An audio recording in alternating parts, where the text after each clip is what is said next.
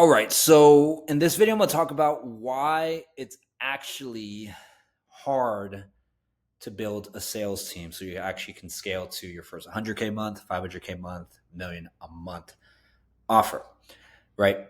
And the reality is that most people simplify, or I guess oversimplify, building a really good sales team, and they pretty much do it in this manner, right? So you have an ad or you have leads coming in and you're like, hey, we're going to just find some setters, we're going to find some closers. Typically this is like, hey, like I know of a friend, or I know a friend who teaches coaches, or I'm going to figure out on Facebook groups, and let me just try to do this myself, even though this might not be your forte or your skill set, right? And we're like, okay, let's just give them the leads and let's run the system. And there's no meetings, role plays, call reviews, just like, here, take it, you guys know what you're doing, I'm going to focus more on the ads and the coaching. And what ends up happening, this is very common, right? There's no closes, or there's a very low closing percentage. You get reports from your closers and setters like, hey, these leads aren't really that good, but you're not listening, right? There's more money that's spent on the funnel that you have, or on the content that you're creating.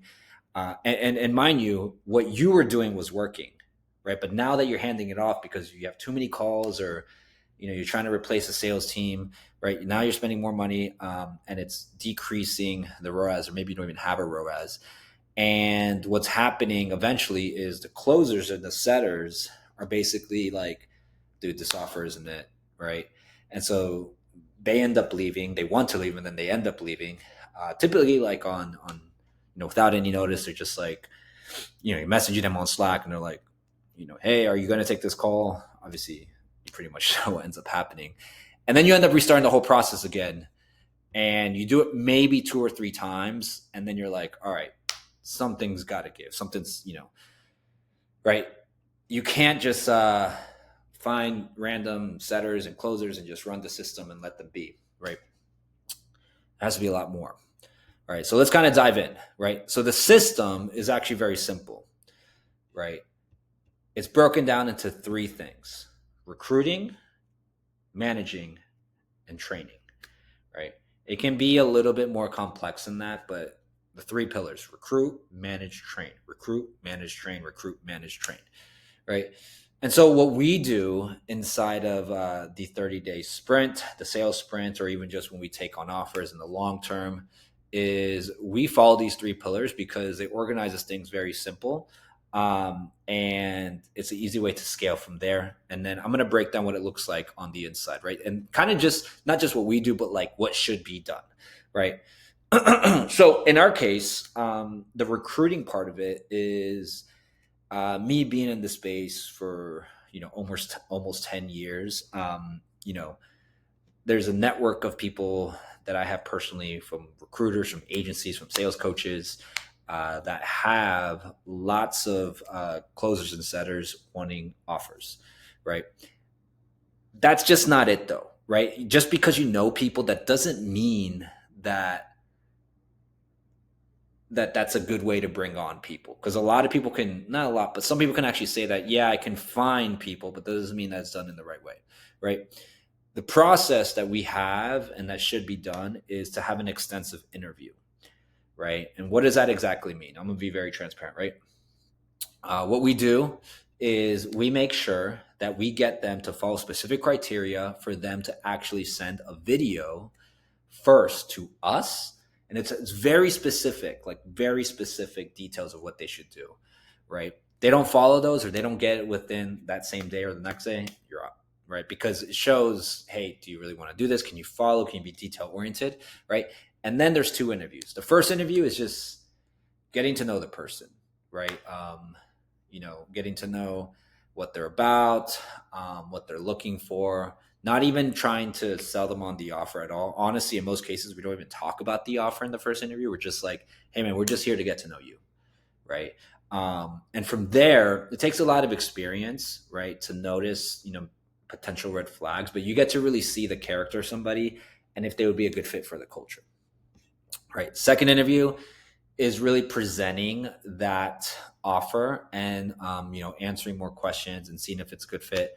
If that were to make sense, right, then we typically have a third call where we set their correct expectations, talk about the values, the mission, and really just talk about the culture of being part of the offer, right? So again, recruiting or finding people isn't just let's go on a Facebook group and let's hey, I know of a friend who just took the sales training program and let's bring no.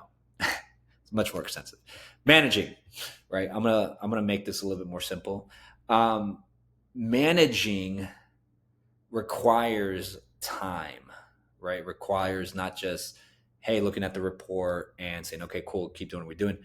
Requires the daily calls, right? There's an invisible hand that you can't calculate, but it's the culture, the motivation, the leadership of the team that get people to wanna be part of the offer, want to stay there long term, and want to work hard, right? So that's done with the daily calls. That's done by on the calls and outside of the calls, being able to track data, implementing systems to track data, right? Different KPIs, and then what does it look like to in those managing calls to follow but also implement a sales process, right? So if you have a list of what the sales process is, are they following that, and are you be able to monitor and audit that on a daily basis to make sure that everything is going on smoothly? Because if you don't have that and you're just letting things be, this is where a lot of the stuff ends up just kind of I wouldn't say going to waste, but not moving the lever to make it move forward, and it's causing more of a downfall than the opposite. This is why in most cases, if you're not actually managing an offer correctly, you won't know if people are doing speed to lead correctly, you won't be knowing if they're doing the calls correctly, following the script correctly, all that stuff, right? So managing is the time, and training, right? This is the skill set. I like to really break down training very simple, or in a very simple manner. Call reviews, role plays, daily call reviews, daily role plays, right? This is just super important because the call reviews, again, you can give feedback. You can, tell them, hey, maybe you want to say it this way, follow the script in this way. But the role plays is, hey, let's try it. Okay, now you show me, now you tell me of what this looks like. And the role plays just keeps them fresh. So they know exactly how to say it, when to say it, and the right way to say it, right? And so the three pillars broken down specifically that is required in this system when it comes to actually building a 7-figure sales team: the recruiting, how are you doing that; managing, how are you actually doing that; and training. If you have these three pillars tight in a tight system, right, you have a system that can scale, right? But there's one more thing, right? I kind of mentioned this in the managing, right? All this can be done sometimes from other people, but there's still a case where people end up not wanting to stay on an offer and it still doesn't scale. And here's the reason why, right? Because the main prime lever that I believe actually helps with this system is having the correct culture and leadership. And this is, again, the invisible energy, the hand, the wave that actually sets things in actual motion and actual sets the energy in place on the training calls, on the actual call reviews, in the managing calls, the daily huddles, on the in the one-on-one, so on and so forth, right? And here's the real reason: every single sales rep needs to respect you as a leader, right? And what I mean by this happens a lot. This is the stuff that I'm sharing with you is the common pitfalls and downfalls of why sales teams don't scale and why things start falling apart. And when you hear those offers that end up doing great, like, man, they hit like a 500K, a million a month, and then you're like, oh man, they're at 200K or 100K a month, or like, those stories. There has to be a culture. There has to be a leadership. And first and foremost, they have to respect you as a leader, meaning you can't be an a-hole, right? You can't be that person who is, egotistical, arrogant, selfish, not patient, right? You have to be understanding. And it means that you have to care for your sales reps. You have to understand what their goals are. And you have to really get to know them more than just a closer or setter, and for them to respect you, not only on the caring side, but also the skill set side as well. Because there's a lot of people, a lot of closers and setters that if you know game, they respect you as well, right? And this leads to they want to work for you. They believe in the offer. This decreases the turnover, and this actually scales a sales team because when you have people who aren't just making money, but they believe in the offer and they want to stay because they respect the leadership of the team, they respect the offer, and they believe in the actual mission of the offer, right? Um, you're not going to have that, random message where it's like, "Hey, I found another offer. Just letting you know how to respect. I'm gonna start having calls tomorrow."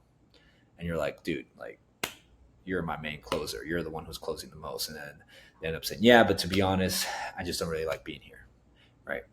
So, all in all, right, what does it take to actually build a sales team? The three pillars, right? And I broke it down. But what does it really take? It takes a good culture and a good leader. And some of that stuff can't be taught. Some of that stuff just has to be instilled in a team in a way where they feel respected and they respect you back. And that creates them to be hungry, motivated, and most importantly, loyal. That is all for today.